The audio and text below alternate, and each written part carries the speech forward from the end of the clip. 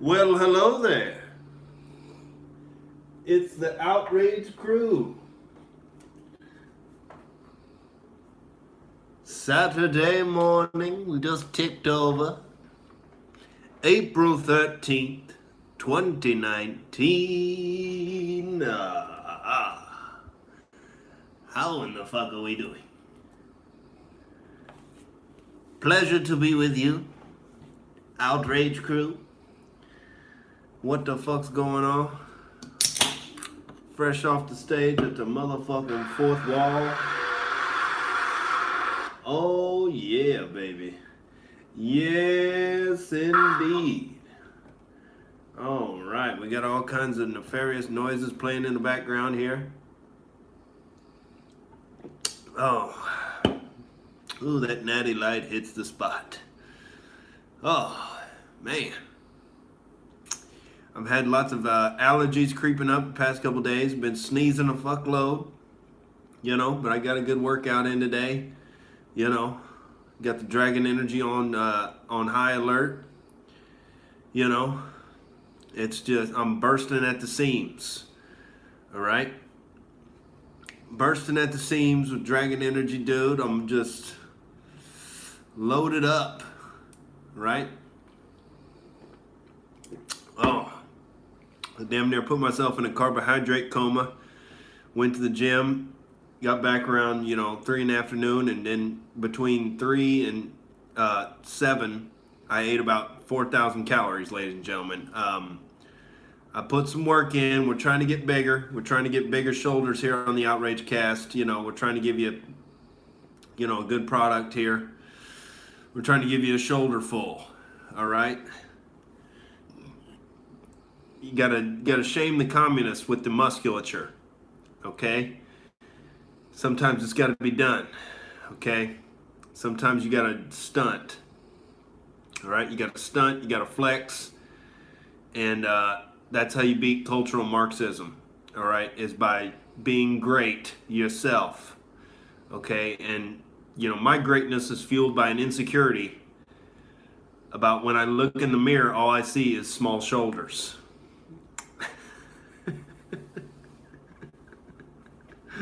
All right?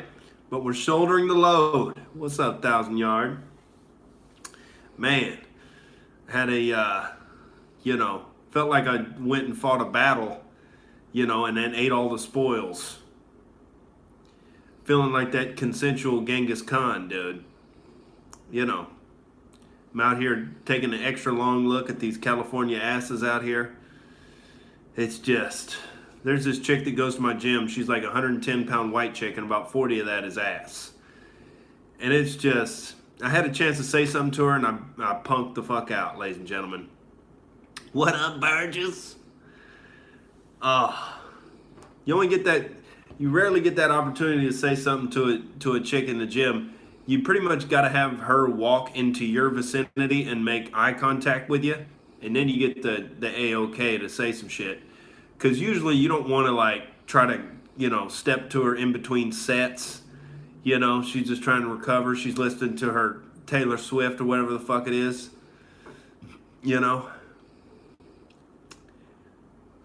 What up, JJ? See, Dragon Energy is that high testosterone battle cry against the incoming communist subverters. It's when you call out the cultural Marxists right to their face, and you don't back down, and you don't apologize for your skin color or your ancestors.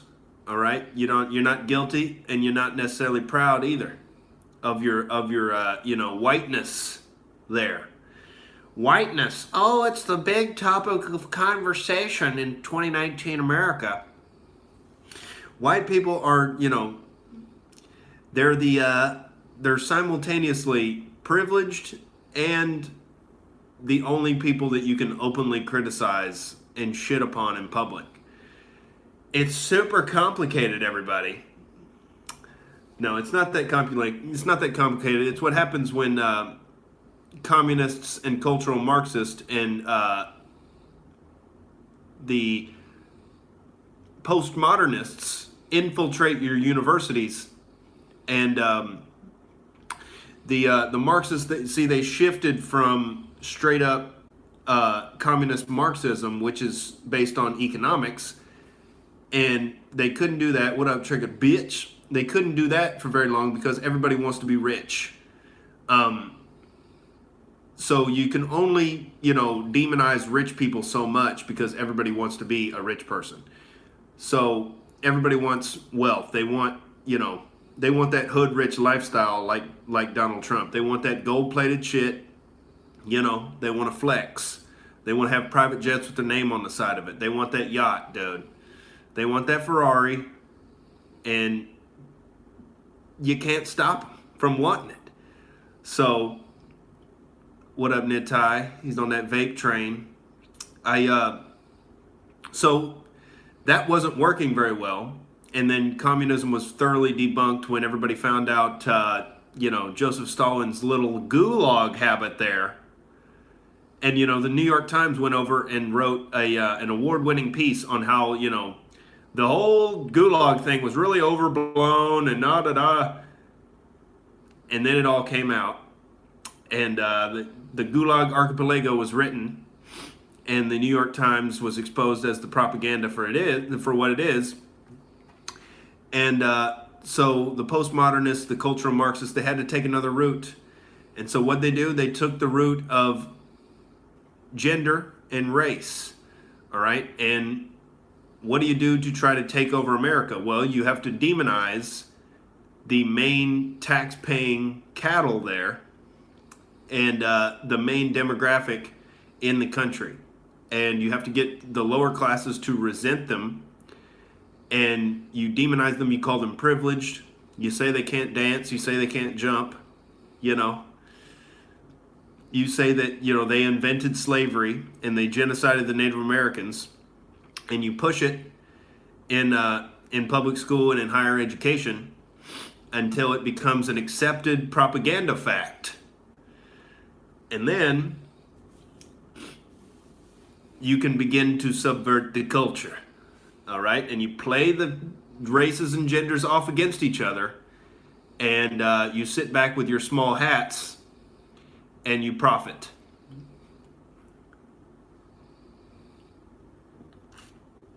Oh, we're having a spirited discussion outside the fourth wall tonight about, Donald Trump and understanding the phenomenon that is Donald Trump. And,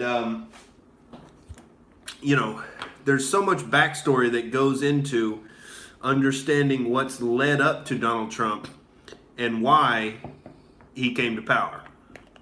Because the leftists are really confused. They just think, oh my God, there's all these Nazis we didn't know about. And the story is way less about the Nazis and more about the communist professors in the universities. JJ, that's perfect. Perfect to be blazed. We got a little bit of the marijuanas there. I'm not indulging. My sinuses are a little fucked up right now, so it would be, I'm just on this fucking natty light right now, baby.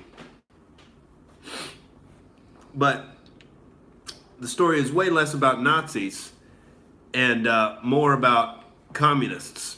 Because everybody's, on the left is scared of Nazis because the media has hyped them up, hyped up Charlottesville, hyped up this whole, alt-right propaganda tactic. And meanwhile, we have open, admitted communists in the universities, all right? Teaching you to hate wealth and teaching you to hate white people.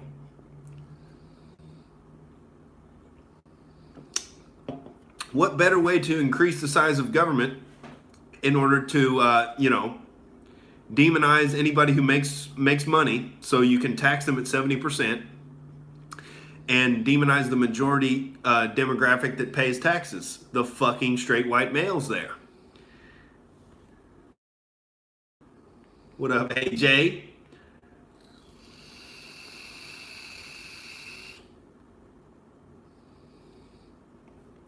So, and then you push free college on the kids and you push that everybody needs to go to college. And then what do you get? A giant influx of low IQ individuals into the universities who can't handle opposing ideas. And so what happens? They get triggered. Shut him down. You get, the dissolving of the First Amendment is what you get.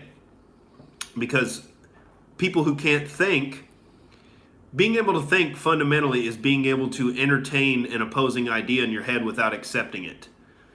That's one of the true markers of a critical thinker, is somebody, because I know all the leftist arguments. I used to be pretty much a leftist. I mean, I still fundamentally consider myself a liberal, because I'm out here on this libertine lifestyle, dude. I perturb my consciousness, I've taken some psychedelics in my day. I've indulged in the fornication, out here in Hollywood, with a lot of these fine brown skinned sisters. And so I'm not, a right winger, religious nutter. But the left wing now has totally lost any foundation in any principle. And so in order to understand how Donald Trump came about, you have to understand that Obama was the biggest snake oil salesman of all time.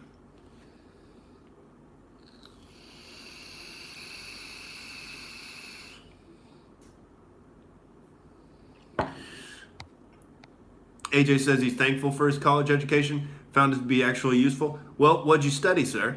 Some of it can be useful, but I think a lot of it can be done away with, and we could just instead have a little IQ test in a job interview. All right? Because the piece of paper that you get from colleges has been devalued so much that the people who are hiring don't even recognize it as anything valuable. Oh, you on that engineering? Let me open a window here. We're getting a little stuffy. Sorry, I got these sinuses rocking, everybody. Oh! The Russians hacked my sinuses. Sorry about that.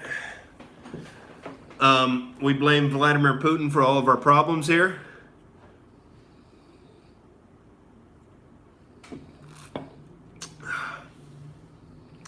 But the universities function mostly as propaganda centers now. All right? You come out with a worthless piece of paper and, at least $20,000 in debt. And you end up working at Starbucks or the Olive Garden. And we've got entirely too many low IQ people going into college. That's why, they can't hold opposing ideas in their head. And like I was saying, that's one of the main markers for a critical thinker, to be able, I know all the leftist arguments for why, we need free healthcare because, we just don't want people to be turned away at the doors and have them be dying in the street. And, it's a human right to get health care. And, it's the marker of a civilized society to get free health care. These are the kind of shallow bullshit arguments they make, but that's typically what you'll hear. My suggestion would be go to college and go to medical school and pay all that money to be a doctor, and then graduate and work for free if you want free health care, if you don't want the doctors to be compensated for their work. But at the same time, nobody gets turned away from hospitals. You can go to a religious hospice, any of those hospitals with the big cross on top, and they're not going to turn you away.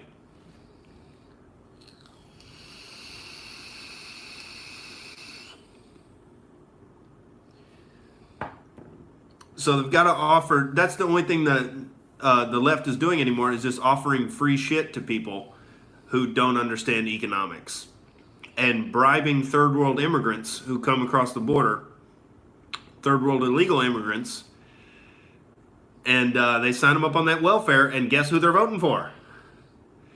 They go to the states without the voter ID laws, and they get signed up under dead people's names, and they make it happen, baby. But yeah, I know the leftist arguments. Let's see, what's another good one? Oh, free college. Everybody deserves the right to an education. Okay, no one should be denied that right. Okay, we need more people to be educated, and we need more funding for the public schools. And that's the problem. They just don't have enough funding. We need to get more people in these schools so we can educate them. The thing is, school doesn't make you smarter. Smart people go to school, all right, to get learned. Free internet? Oh boy. Yeah, dude.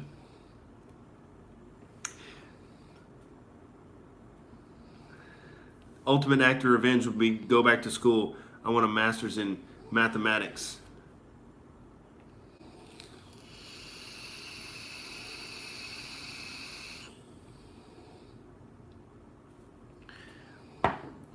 But the thing is that the left has shifted so extreme that nothing liberal is left on anyone's agenda.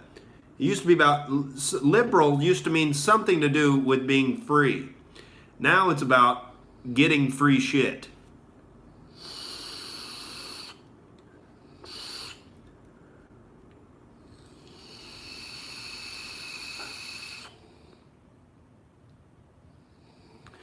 When in reality, you could have used that time you went to public school and to college to start learning a skill and actually becoming great at something. Steve Jobs didn't go to college. Bill Gates didn't go to college. I don't think Warren Buffett went to college. I might be wrong on that one. Mozart didn't go to college.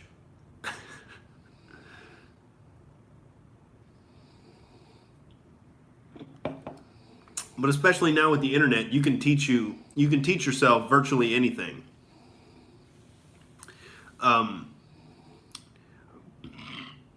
But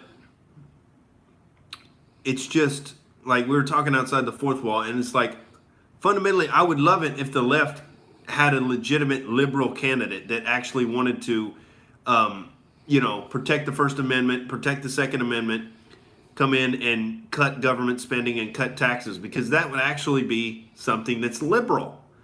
But you have these brainwashed masses and all these people getting, milk from the government teat, and they don't want to give up that sweet, sweet government juju juice. So they've gotten soft and they've gotten fat off of the non-market facing parts of the sector, or part in the public sector, getting that stolen tax money, and they don't want to give up those cushy positions. All right, these communist professors, they just want to sit around and stroke their beard and preach how everybody deserves free stuff.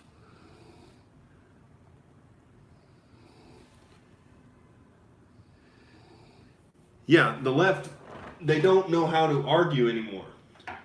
Like I was listening to this guy on Dave Smith's podcast,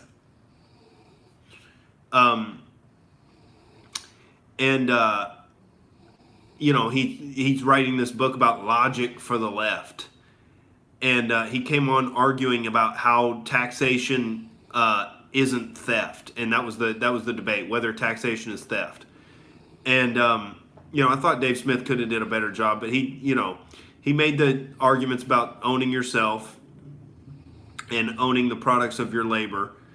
But this guy, he wouldn't admit that, that he holds the government to a different standard. Because if I went down the street and demanded, somebody's wallet, on the street, but I was going to use it to, feed and clothe the poor people in Africa, or help the homeless. I said, but I'm going to help the homeless, and I mugged that guy. That would still be theft. But just because somebody is wearing an IRS badge on their suit, it all of a sudden becomes okay. Oh yeah, Dave's a good one. He's out there rocking with the cogent arguments.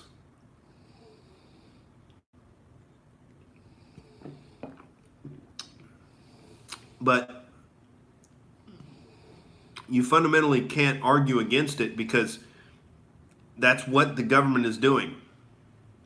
They're stealing your money and they're calling it taxes, and there's no justification for it. And you can see all of the inefficiency and ineptitude that happens when you let them do that. When you let somebody have that kind of power, power corrupts. All right? And you get a cascading effect of ignorance and people who have never held a real job, like Bernie Sanders, and they want to control freak, manipulate society into what they think is going to work.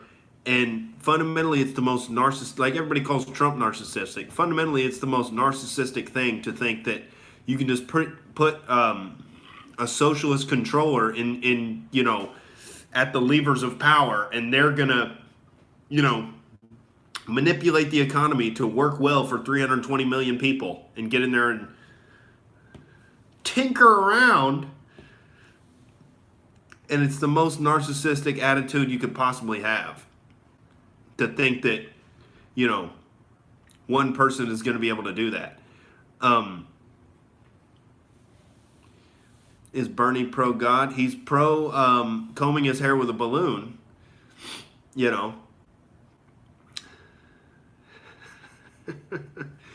The masses mostly still believe the government are going to take care of them with Social Security, etc. Yeah, I mean, it's all a scam job. It's all a scam job, dude. They're not looking out for you. They're looking out for whoever finances their campaign. What's good, Angry Gun? Yeah, I hope Bernie is the Democratic nominee. Oh, that'd just be hilarious to see him get roasted by Trump on the debate stage. I want to see that, dude. That would be fun.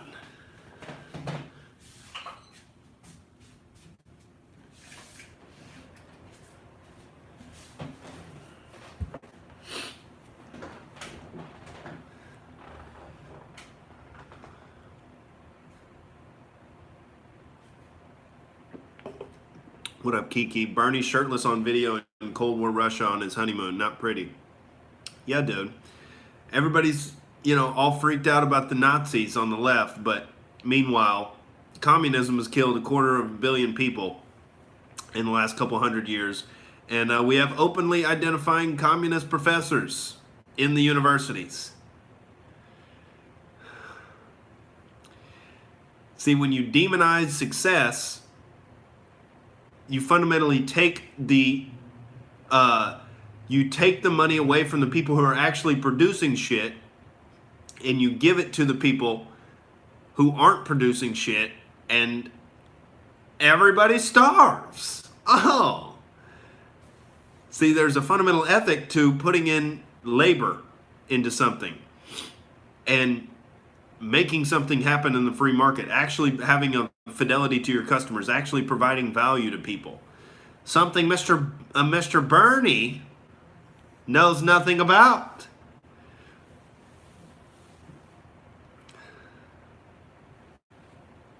What up, Trevor Mitchell? Yeah, play the classes off against each other. And when that doesn't work, you go to race and you go to gender. All right? And then Bernie's up there saying, white people don't know what it's like to be poor. Well, Bernie, I was born into a trailer home in Oklahoma. All right? We were living with about 10 birds in cages. Okay? Just getting by. but I'm privileged. I'm one of the evil privileged ones. All right? My skin color defines my existence. Yeah, I honestly think Hillary's going to swoop in and try to save the day on the left. I think that's what's going to happen. Here comes Hillary, and they wheel her out like Weekend at Hillary's.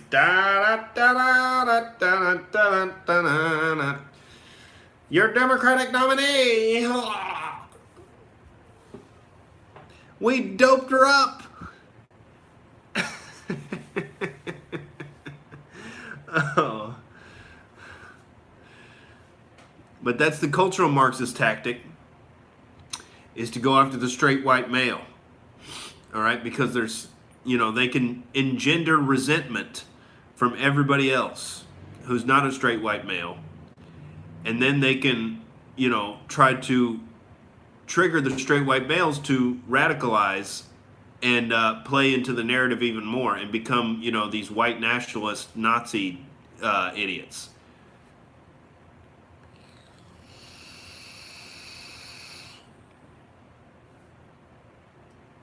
Another beer, ladies and gentlemen.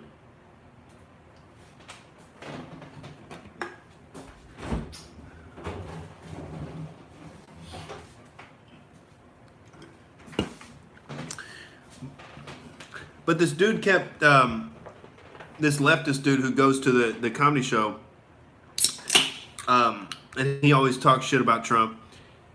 And he was talking about how he didn't like that Trump lied so much. Oh my God, Trump is such a liar. Oh, he just comes up and lies all the time, day after day, lying. Cheers, Trevor. Well, let's compare Trump's lies to Obama's lies, shall we? What does Trump lie about? He lies about how big his crowds are. He lies about how well the economy's doing. He lies about how rich he is. He lies about,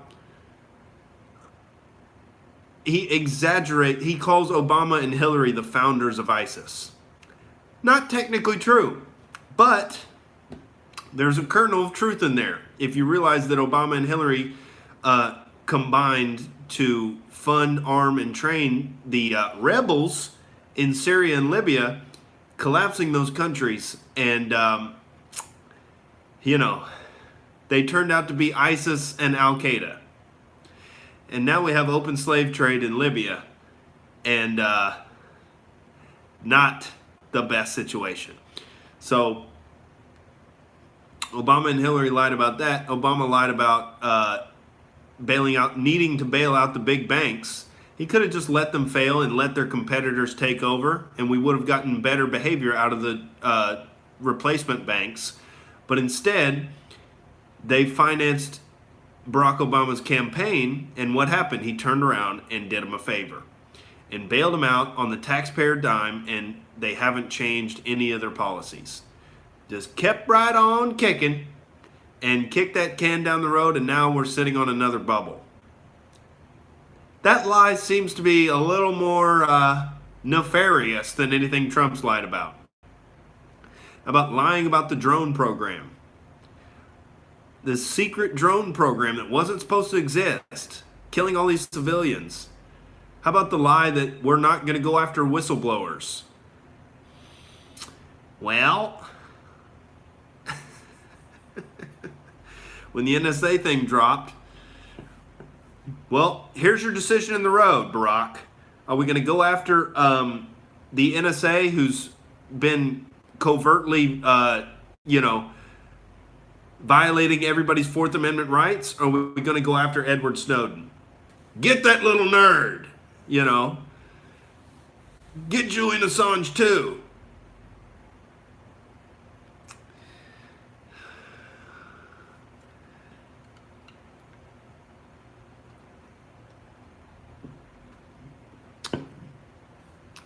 Yeah, 1,000 Yard. I'm glad to be here too, man. I crave conflict. I love being battle tested out here. And that's what the left avoids conflict at all costs, unless it's on Twitter. But I get up on stage and talk it real, baby.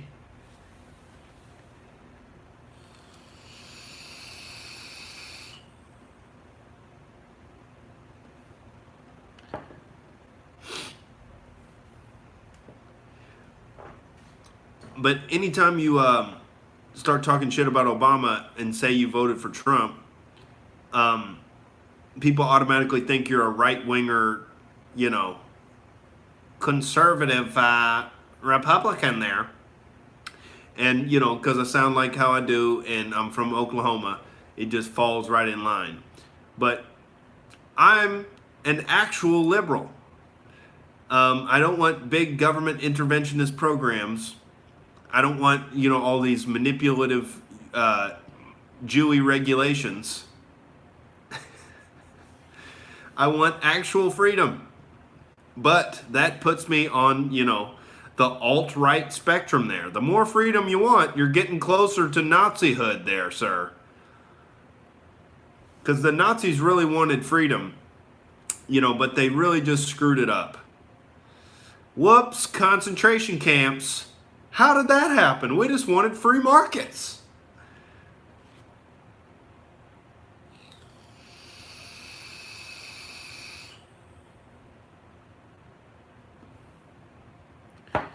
But the left doesn't want free markets. They don't want an equal playing field because they know they're not going to fare that well. You know?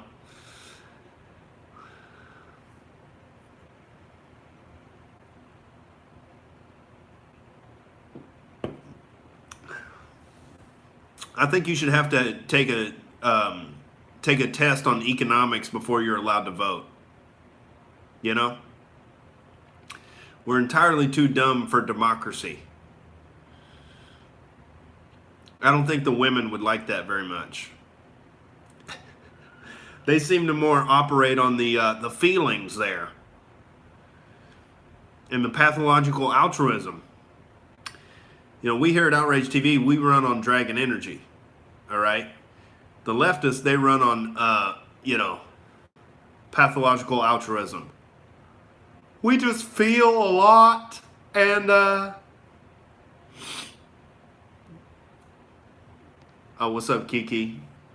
Yep, you're very racist for voting for Trump. Don Lemon shames you.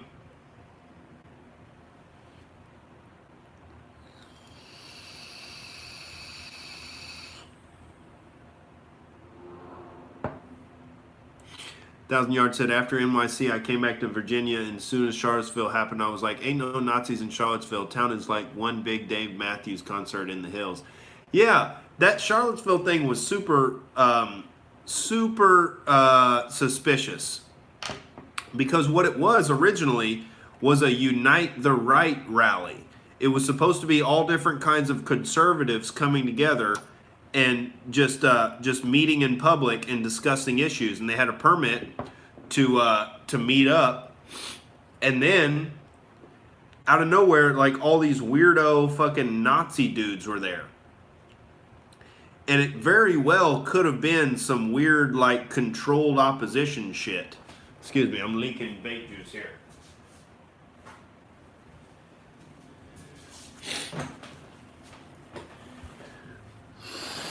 Because what better way to demonize your opposition than to dress up like Hitler and go and say you're on their team?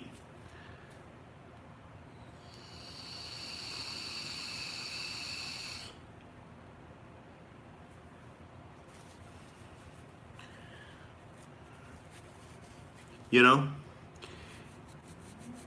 Because the violence and the conflict didn't even start until Antifa showed up. They were the agitators in the situation. If Antifa doesn't show up, there's no conflict.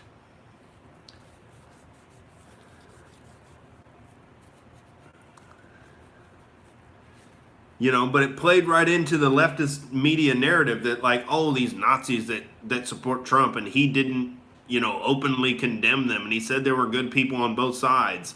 It's like, yeah, he was wrong about saying there are good people on both sides because there wasn't any good people on the Antifa side. There were some good people on the right-wing side because there were actual just regular conservatives there. that came for the Unite the Right rally. As far as Antifa goes, a bunch of communists who, are fighting imaginary Nazis.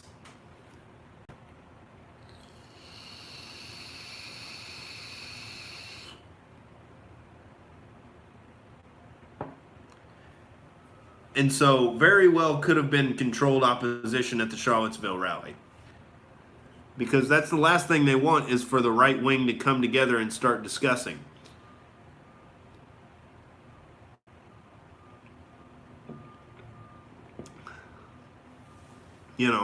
And we see they're more than willing to pull off these hoaxes. It's just, do they get caught or not? Jussie Smollett got caught. And you can see why they take the risk, because Jussie Smollett put on his fucking stupid ass aviator shades and just walked away from that shit, because apparently Michelle Obama called in a favor for the good little leftist pawn there, who was trying to pull off the hoax to make white people and Trump supporters look like they're walking around Chicago at 2 a.m. with a lynch rope and a bottle of bleach.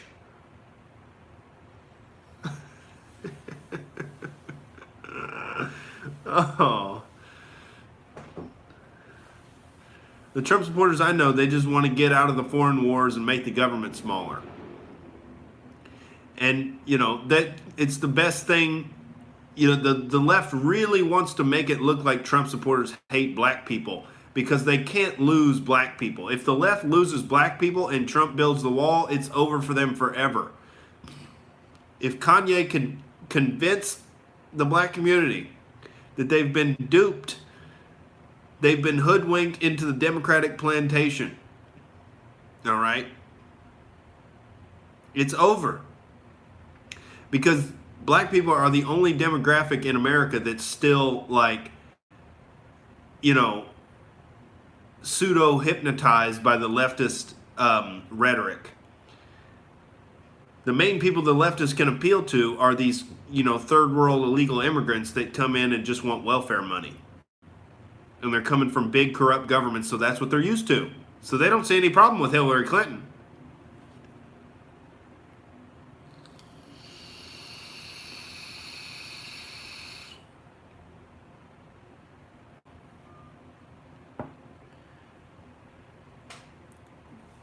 But yeah, that's why they're desperately trying to, make the border situation look like a fake manufactured crisis, and Trump's just a racist lunatic who wants a wall for some reason. Like, we don't need a wall. We just need to keep funding Israel's wall.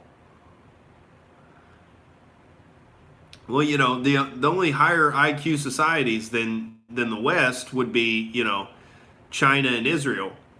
And they both have walls. They know that walls work. All right. Why that takes such a high IQ, I don't know.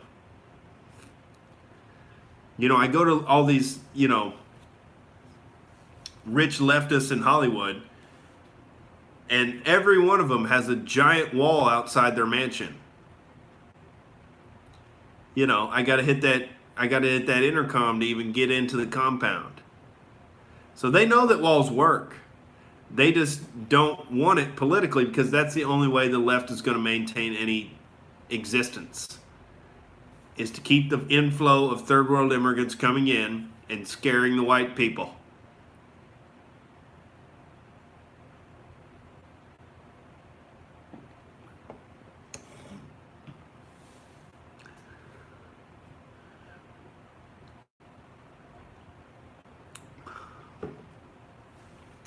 Yeah, there's a secret coalition of freedom-minded individuals out here in LA. They don't have the balls to come out in public and say it. Somebody's got to do it, ladies and gentlemen. Might as well be us.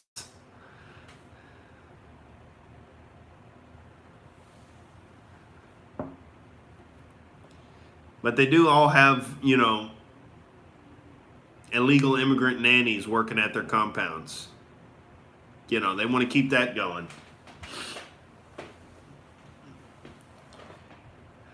They wouldn't want to have to employ, actual Americans to come and work in their mansions, because then they might actually have to pay them a decent wage.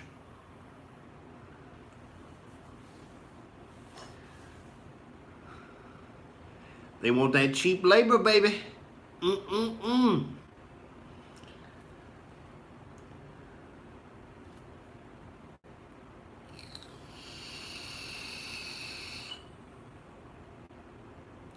But McGardner.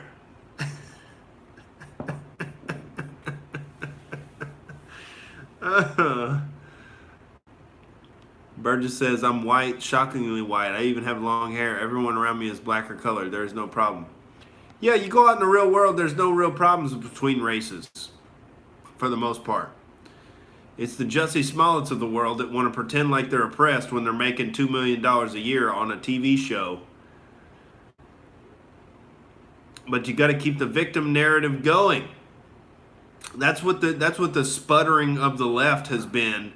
Is they've been coasting on that, victimhood narrative from all the way back to the civil rights movement, and some of it was justified at the beginning of it, because it's like, yeah, black people were legitimately oppressed. Gay people, to some extent, were legitimately oppressed.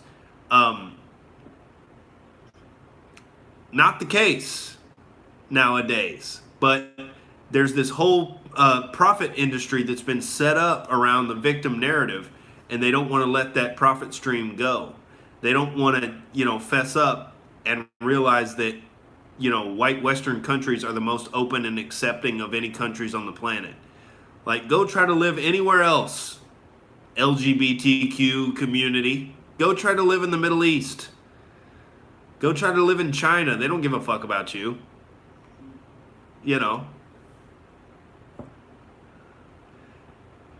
People in China eat octopus, while they're still alive. You think they give a fuck about your butt pumping?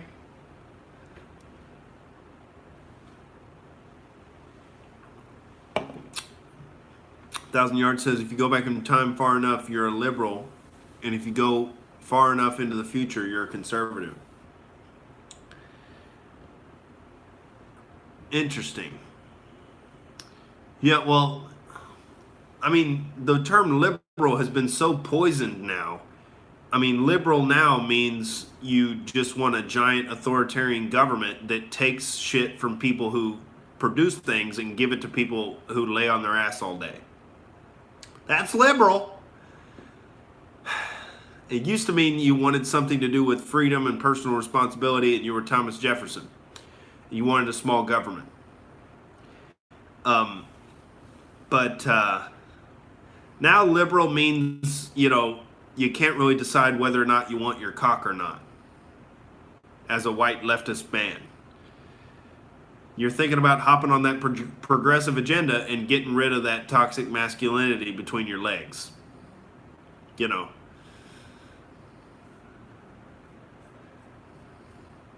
You'd much rather go with that Ken doll flesh wall situation, or have that surgically crafted vagina, And then you can dominate female sports, and get Woman of the Year.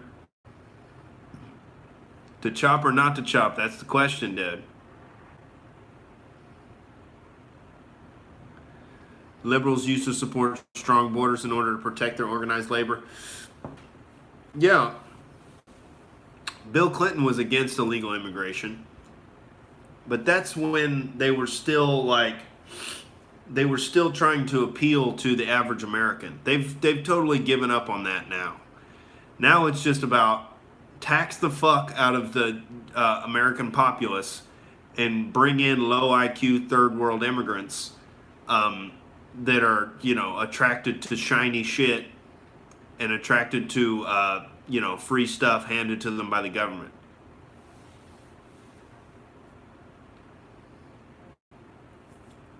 Burgess says, the problem with lefty is that once I would have been a JFK-style Democrat for real, but people like me were pushed out. Now it's the alt-left. Yeah. Yeah, it's the hooking into identity politics because they don't want to have an argument. They've done away with any economic arguments because they just lose to the libertarians and the freedom-minded people. They just lose the argument, and so instead it's way easier to just call somebody racist and call somebody privileged and try to jack up their taxes by force.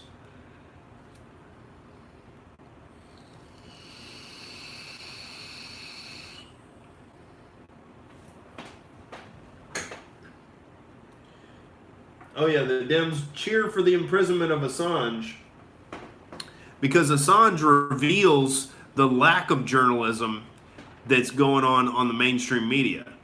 He's an actual journalist. He actually points out criminality of the people in power.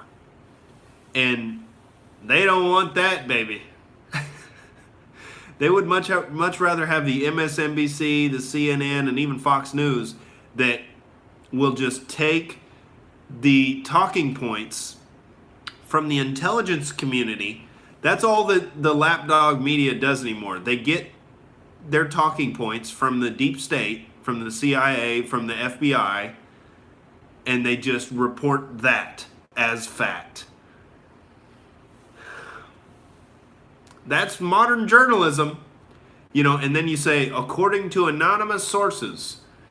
You can either use a source inside the CIA or the FBI and just worship them as the lapdog you are, or you can just make some shit up like the Trump-Russia dossier and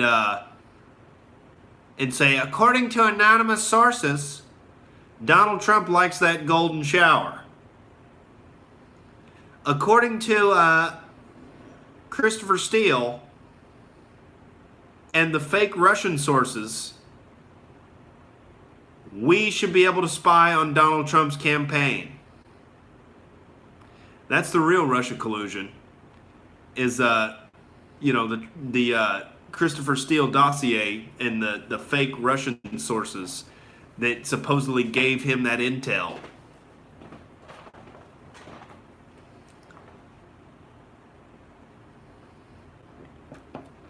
And now it's all coming out, ladies and gentlemen. We're all learning. We're all learning about the nefarious actions of the deep state. Yeah, hopefully Assange has something in his back pocket, because he's had to be anticipating this moment.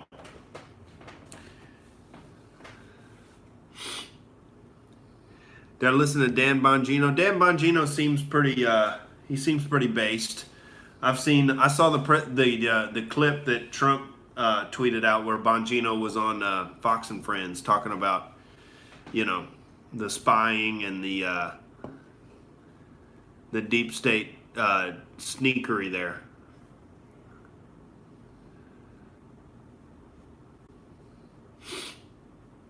Here, let me get some water real quick. My sinuses are fucking with me, ladies and gentlemen. This springtime weather.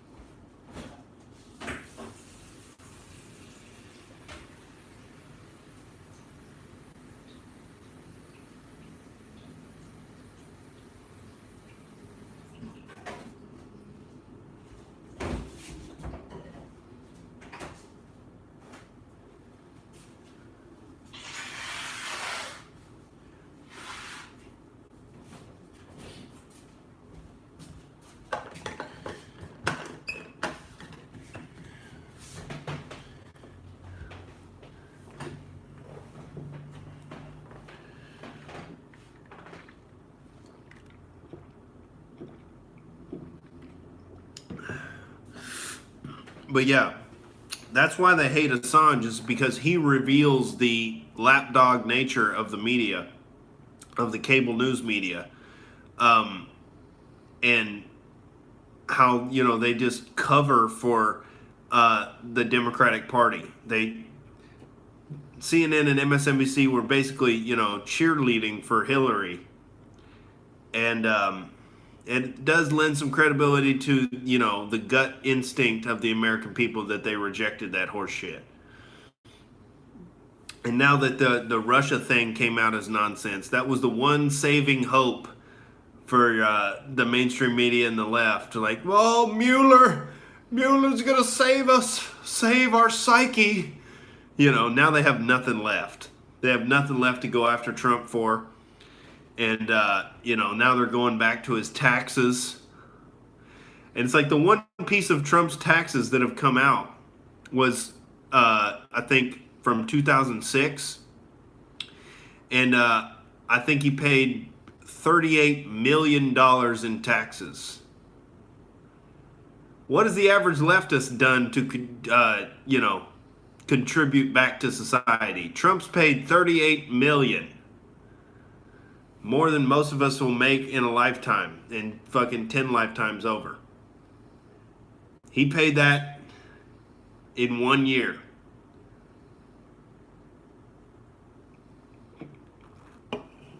So they have absolutely nothing now. Now it's just all obstruction and all we hate Donald Trump. That's none of the left-wing frontrunners has any ideas. I mean, the only original ideas are recycled versions of socialism. They have no. It's Bernie Sanders or Andrew Yang or like. It's just socialism. It's just take money away from the people who produce shit and give it to the people who don't do shit. Because, lottery winners always turn out fine.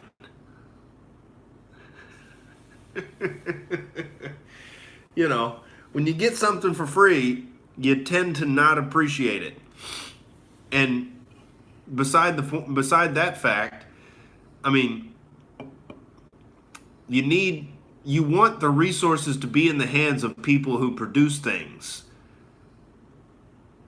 Give the project to the busy guy. He'll probably get shit done. You give it to the Cheeto finger who's laying on his beanbag chair, playing with his dick with one hand and playing Xbox with the other. That's how the economy collapses. That's how the fall of Rome happens.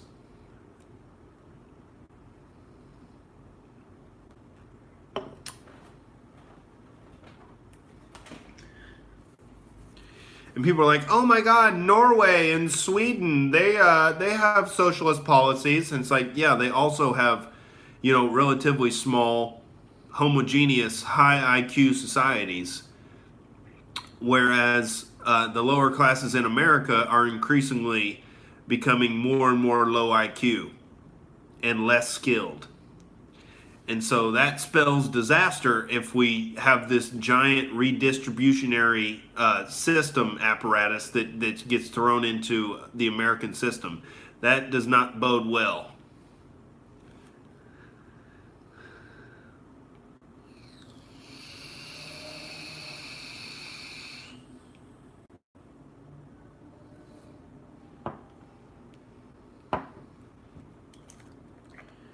And so we've got to keep the left out of power at all costs because they don't have any reasonable candidates. It's either, Beto O'Rourke who hates himself because he's a white guy. It's Joe Biden who's sniffing people's hair and grabbing, 12-year-old girls' titties.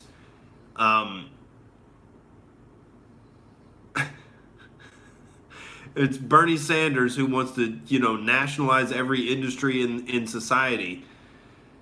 And, have 70% tax rates.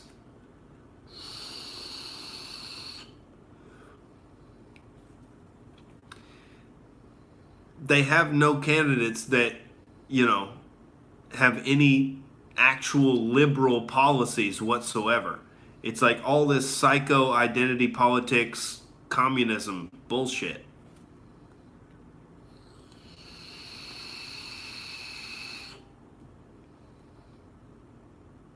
AOC wants 90%. Well, I always say, the rich people are taxed in the highest bracket already. It's around 40% or so.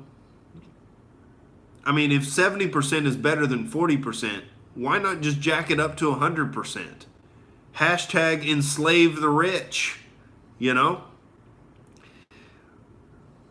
Who wants to settle for food stamps when you can have your own personal slave that used to be a rich person?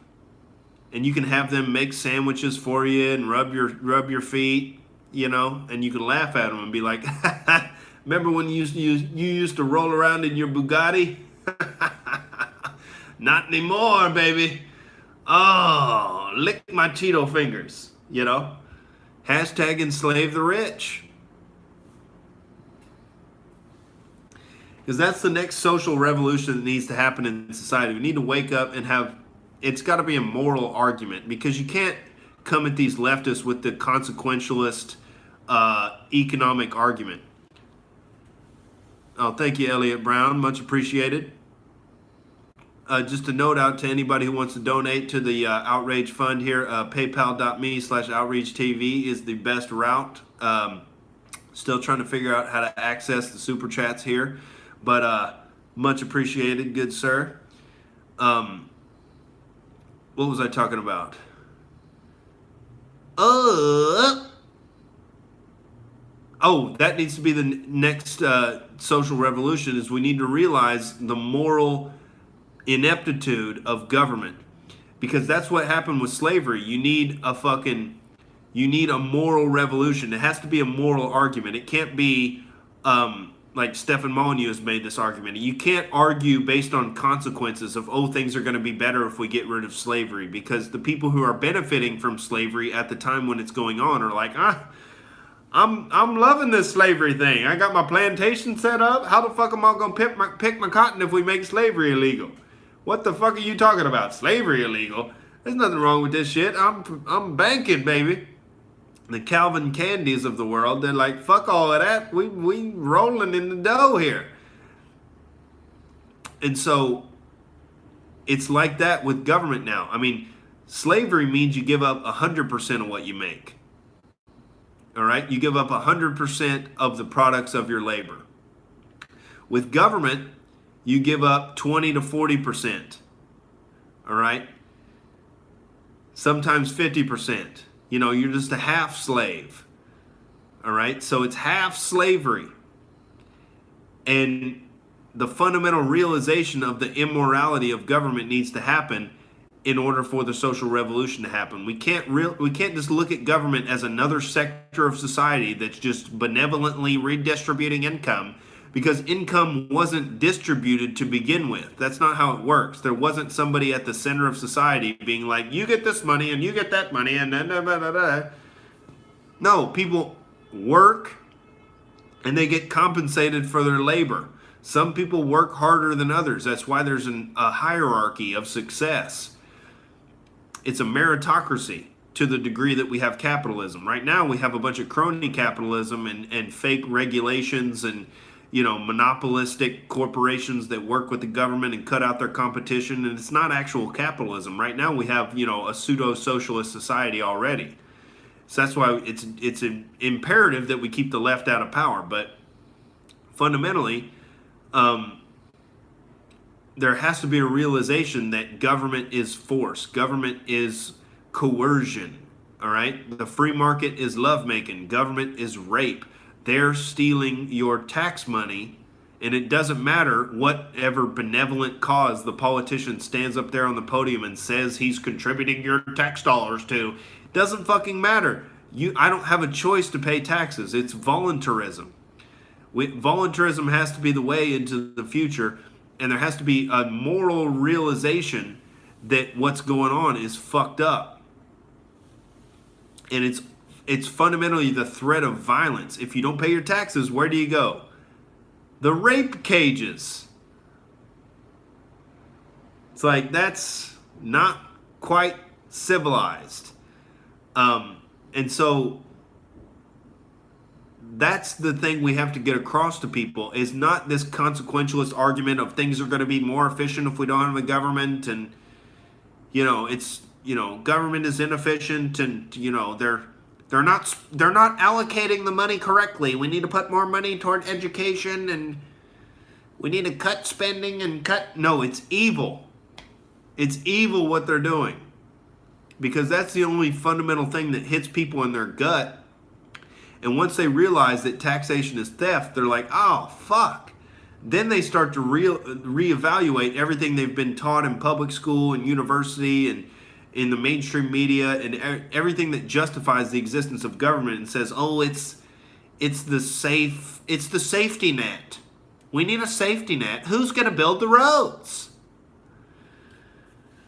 And these leftists just laugh like, oh, privatized roads. Oh, yeah, that's the big joke. It's like, why is that a joke? Why does there need to be the middleman of the politician to get in the middle of us paying for the roads? Paying for the roads could be like Netflix. You know, you have a company that builds the roads and you pay, you know, $10 a month because you're not paying taxes anymore in a free society. So you have all this extra money laying around that would have been stolen through taxation. And so you can contribute to the things you use in society.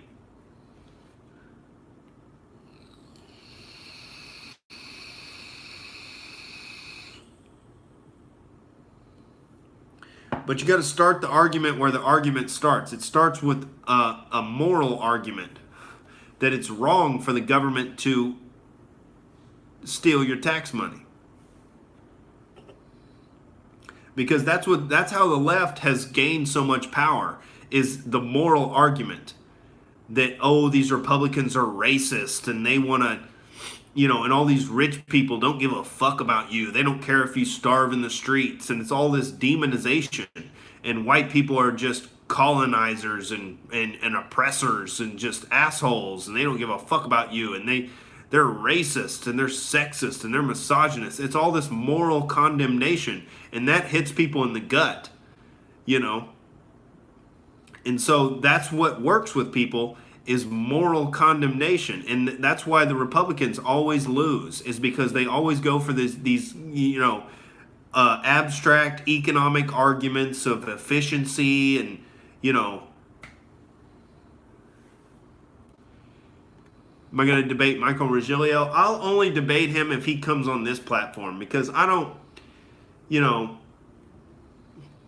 that I mean, that YouTube show that we went on at the Fourth Wall, I mean, they have way less subscribers than I have. And, you know, I go in there, and as much as I enjoy going into a room where everybody disagrees with me, you know, I don't know. It doesn't seem worth it to go on their platform and bless them with my presence. So I'd appreciate if he came on here and I could rip his arguments to shreds. Pay up, crackers. All right?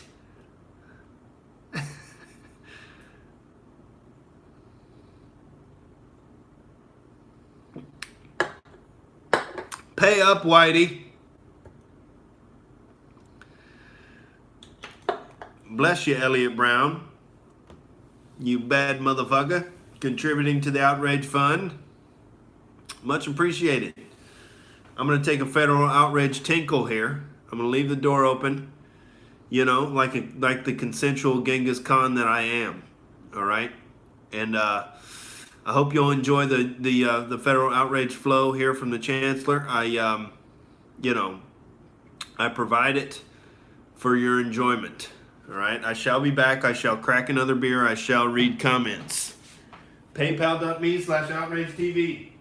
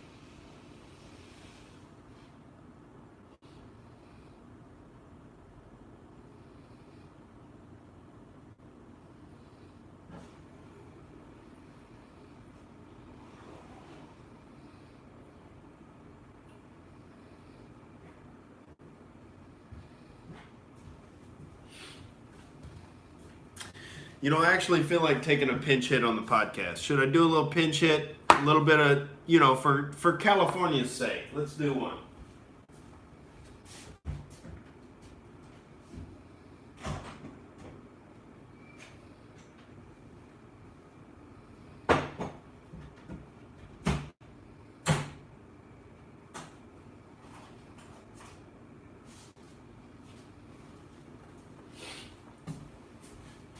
Evan, where's the lighter?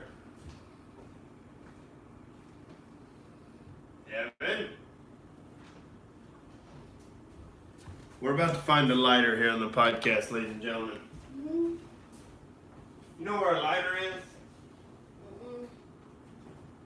Did you have Peter Pan? Huh? Peter Pan? Peter Pan? Mm-hmm. Where's the lighter? He had it cider sometime. I wasn't there. I was probably in the bathroom for that one.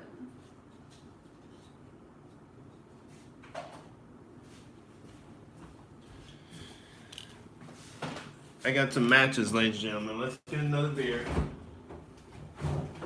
No matches. Well, you know where our lighter is? Yeah? I was going to take a pinch hit on the podcast. Welcome, Heaven, back to the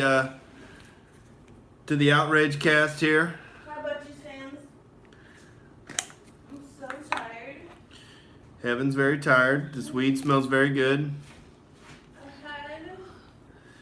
This What about you, Papa? this weed smells like, you know, what I imagine. Oh, it's the surprises. Oh no, it's a surprise too. I don't know the letters. I'm really thirsty. Get you some water. Mm. All right, let's read comments. Oh my god. Elliot Brown doesn't recall making anyone pick his tobacco. Legalize online gambling, of course. People should be able to spend their money wherever the fuck they want to. I used to have aspirations to be a professional poker player. And you know, the government cracked down on that online poker, and they let me know that I was bad for spending my money in that way. You know? They let me know that I was out of line. Oh my god. What did you say it smells like? Huh? What did you say it smells Huh? What did you say it smells like? God, that's you for free. The name is Culver Flower. That was a surprise. Surprise. It smells like Melania Trump's pussy, I think. How do you know it? Wait, what are we doing in vagina regions? She's the hottest first lady of all time, bar none. You don't know they all look naked. I can guess, you know.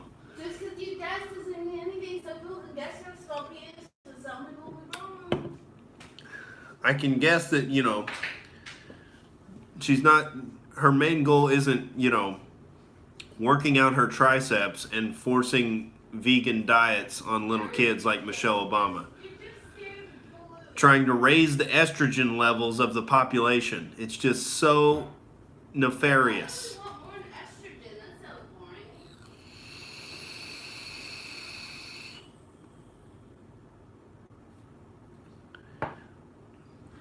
Well, Burgess, it's because they're fascinated. They can't leave us alone because they don't want a free and open playing field because they know they're going to lose. And so they constantly have to badger us about our lifestyles and try to manipulate us into the ways of their subversion. And because it's all they know how to do. They don't have any, you know, solutions for societal problems. They don't have a vision. They don't have a purpose. They don't have a moral, you know, compass.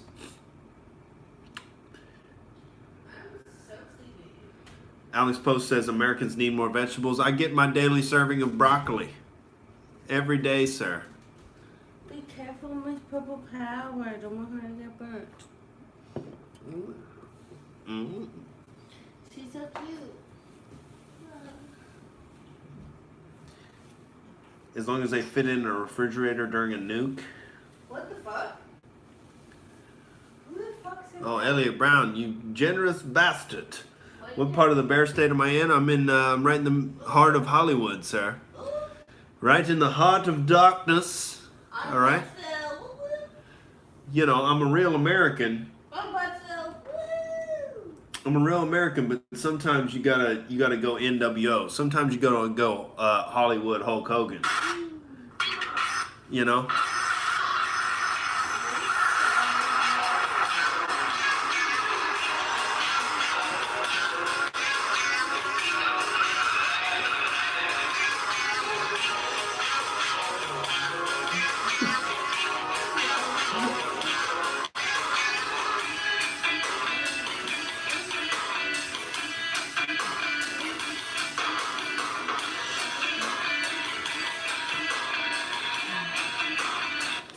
You know, I'm working my way into that New World Order, that Jewish conspiracy, and I'm subverting it within. We're using their tactics against them.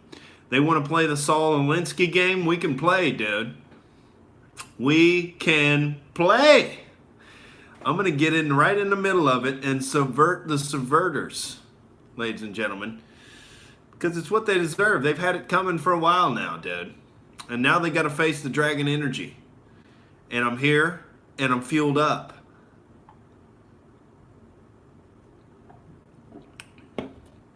Elliot Brown's lived in Downey for 4 months. Liberal as fuck. Yeah, dude. Well, in LA, I mean, everybody fronts like they're liberal, but there's a lot of people who want to protect their money around here. You know, because it's real fucking nice when you got a little chunk of change living in LA. And you got a nice fucking view in the Hollywood Hills. You don't necessarily want to give up 70% of that so that Alexandria Ocasio-Cortez can live out her, you know, Valley Girl fantasies about, you know, saving the world from climate change. You know, climate change is all based on computer models. All right? So these computer dork scientists, they might want to share the computer models for the next 10 days so that the weatherman can get the shit right for once. Because, he seems to screw that up all the time. But the government-funded scientists, they can see 10 and 20 years in the future, and they have deduced that you need to pay the government more money. All right? It's the ultimate tyrannical wet dream to be able to tax the natural life cycle. And be like, carbon dioxide, we need a lot less of that, or else the world's gonna end in a, you're gonna need a Noah's Ark. So if they can convince you on that, it all starts with convincing you that taxation isn't theft. And then once they convince you of that, then they're like, what else can we get away with? Ooh.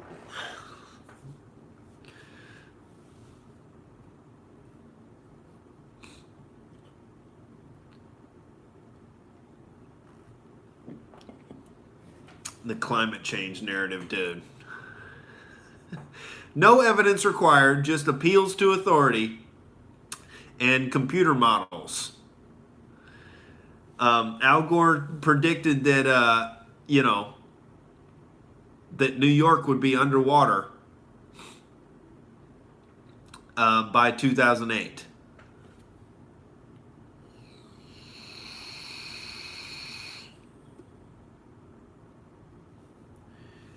How can we say taxation is theft? You can say it passionately. Taxation is theft, baby. Stop it. Yeah, politics is the art of screwing people over and having them say thank you afterwards. Yeah, you get them young, you convince people to throw their kids in public school, and then they're taught that, the average citizen can't be trusted, but the government is going to come in and save the day. There's all these social problems, and then the government comes in and passes a law and fixes everything. Alex Post says, why are you in support of letting massive corporations pollute so they can save a buck? The rest of the world is doing things about climate change. Well, the way you combat corporations polluting is through information spreading and boycotts. It's not through massive government intervention and taxing the carbon footprint of individuals.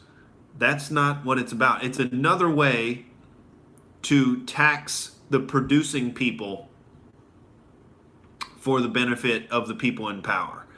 So the people that produce a lot of the things that we use and love in society, the people who produce the innovative technologies and the most efficient and effective companies, they happen to have, a lot of land. They happen to have a lot of property, and they should, for all intents and purposes, because they're producing things that are super valuable to the marketplace.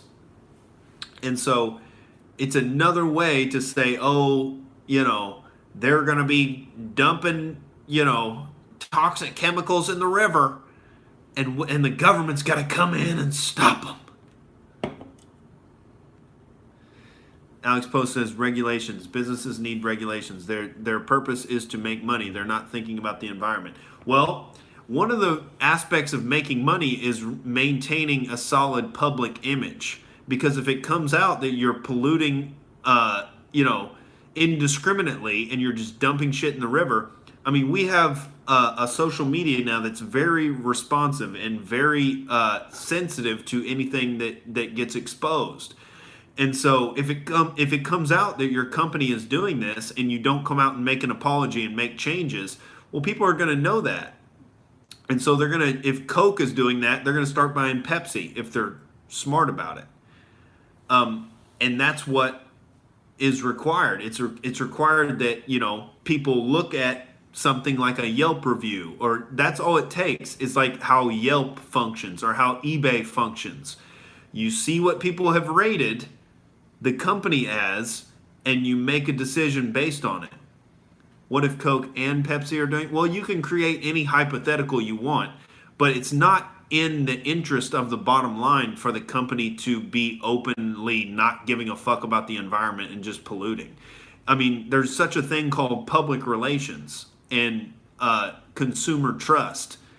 And the market shall decide if a company is being, horrifically terrible, and it will therefore get less business and have things be opened up to their competitors. But if you let the government come in and set these regulations, then that creates the opportunity for monopolies to form. When the big companies who have the ability to pay lobbying teams to lobby the government, they have the ability to pay off these special interests to get in the pockets of the politicians in order to pass these regulations that only their big company with all these resources can comply with. Then all the small business mom and pops get cut out of the picture because they can't lower their prices low enough to compete with these big companies who are getting the government tax breaks, and they're working with these regulators hand in hand. There's a revolving door there. These regulators go and work at the same companies they were regulating 4 years ago. It's a big incestuous system because there's a giant benefit for corporations to work with the government hand in hand and cut out their competition together. And that incestuous thing always happens when you let government come in and regulate companies. All that ends up happening is they start holding hands and fucking over the taxpayers and the competition of the corporation. And that's how you create monopolies. You can't create monopolies without government intervention. And that's what regulations always lead to. It's a race to the bottom to see who can, get the biggest tax breaks and see who can, pass the biggest, thickest stack of regulations that they know their small business competitors aren't going to be able to comply with.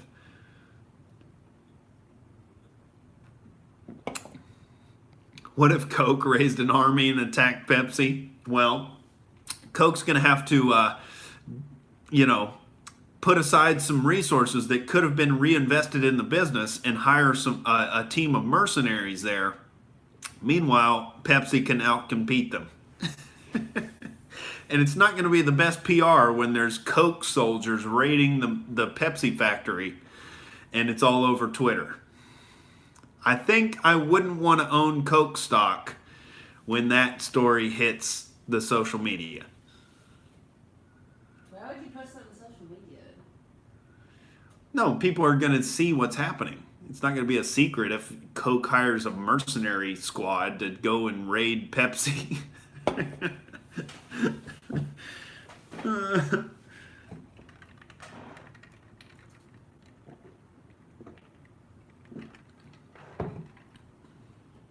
But when you think about regulations and you think about them in this positive sense, you're thinking, oh, it's going to be an objective check on these corporations who are trying to get away with this terrible shit. And so you want to keep them in line. But that's not what the government does. Anything the government, any stated goal that the government has, they're stealing your money. They're going to achieve the opposite of their stated end. You don't get a legitimate objective check on the corporations. You get this incestuous relationship where they start working together to fuck people over and, you know, hiding it through the rhetoric and the wizardry of these politicians. You know, the politicians just, you know, get up there and sing the good praises of, you know, these corporations and and they go up there with their fucking, you know, NASCAR jacket on with all their fucking advertisements on it of all the people that have financed their campaign, and then they get in office and start handing out favors. And so that's all that regulation gets you.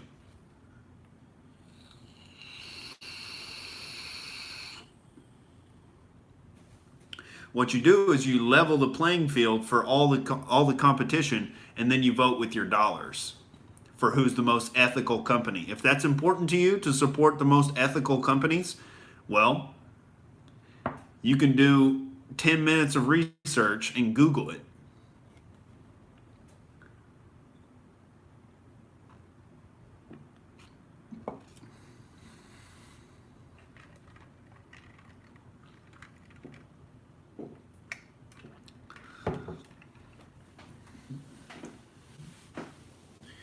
Yeah, but you know, you can make arguments on either side of the consequentialist. What's going to happen if you have more regulations or less regulations, and you can string arguments together. But fundamentally, it's the moral argument.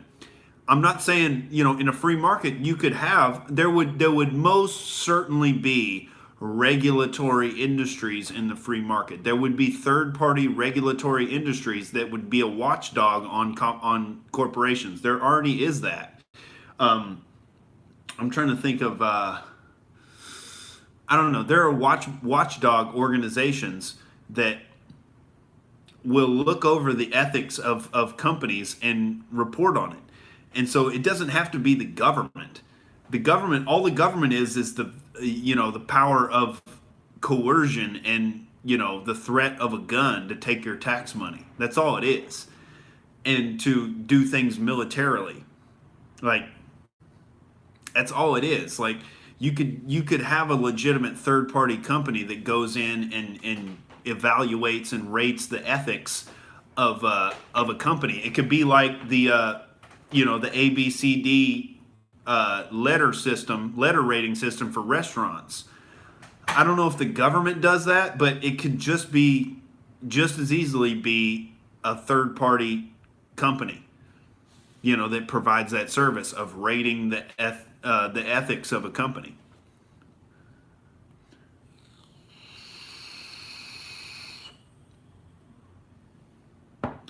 The EPA, it's a government program, dude. It's fundamentally going to be inefficient. It could just as easily be a non-governmental organization.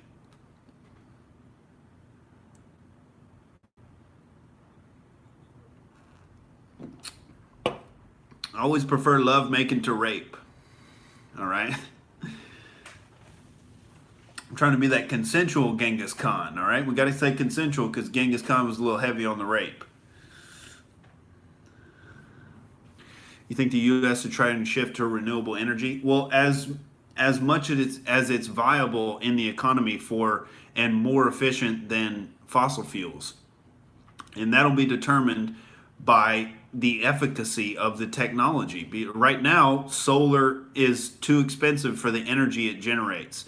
Same thing with wind. It's super expensive to, buy those big fucking wind turbines, and it's like, it's been shown that they're just not cost effective based on what it costs to build those giant fucking things and the amount of energy it actually generates consistently with wind.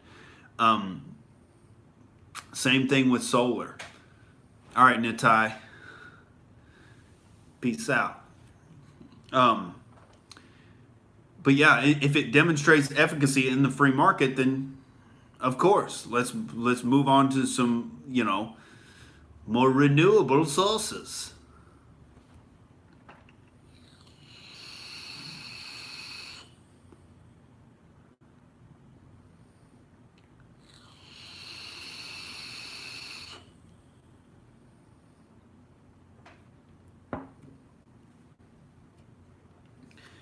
Everything the government does could be done exponentially cheaper and more efficiently in the free market. It's just letting the creativity of the American public be unleashed on the problem. If there's a giant monetary reward in solving a problem in society, well, guess what's going to happen? All the high IQ people who are interested in making a fortune are going to go to work trying to solve that problem. But now we have these fake problem solvers called the government who just take your money and give lip service to problems and then never actually apply any, competence towards solving them. Like the war on poverty has been going on since 1964. It's supposed to end poverty. We've poured over $20+ trillion into the war on poverty, and poverty's gone down less than 2% in like 50 years. It's just they're pretending to solve a problem. They're like the doctor who's like supposed to keep you sick, but you have to pay him, and you don't have any choice to not pay the doctor. And he's just stringing you along, masking your symptoms while you get sicker and sicker and sicker. And he's just giving you Oxycontin so you can't feel anything. And that's what government debt is. It's Oxycontin to the economy. You just feed them full of that hillbilly heroin and get them all fuzzy and cozy and make you feel like you're doing something good. And then fundamentally, reality has to set in when we're not producing anything of value. When you're not sucking dick for money, you gotta get paid somehow. When you're not sucking dick for money, you got to get paid somehow. Yep. That's the wisdom of heaven, ladies and gentlemen. The wisdom of heaven. You're welcome. Ladies and germs. Don't you trust your government, Nick? Well, Obviously not. Were you listening? they do mean well. Not really. But next time you do your taxes, look how much you got. Look at your life. If I'm looking to organize a spirit cooking ceremony, then I would trust them. Spirit cooking? If I was looking to get into, You're gonna cook spirits like Chef Emerald? What's that? The Emerald Live? What? I break spirits and I cook them. They're delicious. Yum. If I was looking to destroy some third world countries, I would trust them. Why are you so weird? Any accomplishments of the government you can feel positive about? Well, it's all, They let prostitution run wild. they spend blood money. I mean, comparatively, you can evaluate governments based on their merit. I mean, the U.S., we got Donald Trump in, thankfully. but he still hasn't been able to cut spending. He still hasn't been able to really cut taxes. And so, I mean, you can evaluate governments based on a freedom index. I don't know where the freest governments are. Let's look up governments with most freedom. That's like an oxymoron. Countries with the most freedom. Freedom index. Freedom Windex. Oh. Number 1 is Norway. Yay! Good job, Norwegian. Norway and Sweden. This seems like a propaganda article. I think those countries have pretty big redistributionary governments. I think they